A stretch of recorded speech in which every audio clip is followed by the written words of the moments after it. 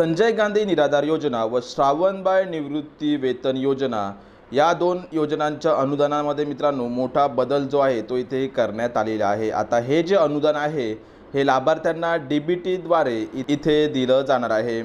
त्यासाठी कोणकोणती कामे करून घ्यायची आहेत ते व्हिडिओमध्ये आपण जाणून घेणार आहोत। मित्रांनो, चॅनलवरती तुम्ही नवीन असाल तर चॅनलला आत्ताच सबस्क्राइब करून ठेवा। असे नवनवीन माहितीचे व्हिडिओ मित्रांनो तुम्हाला आपल्या चॅनलवरती पाहायला भेटत असतात। चला तर मित्रांनो व्हिडिओला आपण सुरू करूयात। मित्रांनो, तुम्ही इथे पाहू शकता निराधारांना अनुदान आता डीबीटी मार्फत जे आहे ते इथे मिळणार आहे। संजय गांधी निराधार योजना व श्रावणबाळ निवृत्ती वेतन योजनेअंतर्गत हे जे अनुदान आहे हे आता डीबीटी मार्फत इथं दिले जाणार आहे। मित्रांनो, आतापर्यंत शासनाकडून निराधार व्यक्तींना विविध योजनांच्या माध्यमातून महिन्याकाठी ठराविक अनुदान जे आहे किंवा ठराविक मानधन जे आहे ते अदा केले जाते। हे मानधन लाभार्थ्यांना तहसील स्तरावर बँकेत पाठवून संबंधितांच्या खात्यामध्ये वर्ग करण्याची प्रक्रिया जी आहे ती आतापर्यंत केली जात होती।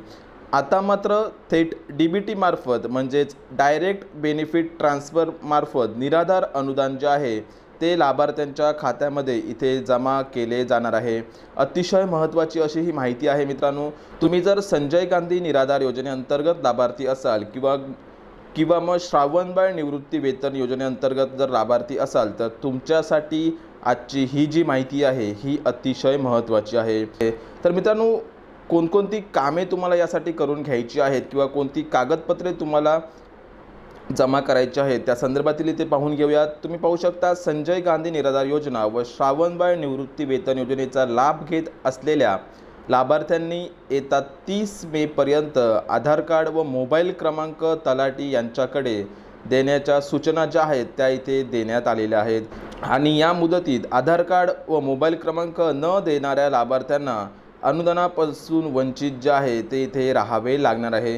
त्यासाठी कोणकोणती कागदपत्रे लागणार आहेत ते आता इथे आपण पाहून घेऊयात। तुम्ही इथे पाहू शकता निराधार व्यक्तींना विविध योजनांच्या माध्यमातून महिन्याकाठी ठराविक मानधन दिले जाते आणि आता हे जे मानधन आहे हे डीबीटी मार्फत सरळ लाभार्थ्यांच्या खात्यामध्ये जे आहे ते इथे जमा केले जाणार आहे। आणि त्यासाठी हयात असलेले प्रमाणपत्र, आधार कार्ड, बँकेचे पासबुक आणि मोबाईल नंबर आधार ज्या बँकेला लिंक असेल त्याच बँकेत पैसे जे आहेत मित्रांनो ते आता इथे जमा केले जाणार आहेत। अतिशय महत्त्वाची अशी ही माहिती आहे मित्रांनो। तुमच्या मित्रपरिवारामध्ये किंवा आजूबाजूला जर कोणी निराधार योजनेअंतर्गत लाभार्थी असेल तर त्यांच्यापर्यंत ही माहिती नक्कीच पोहोचवा।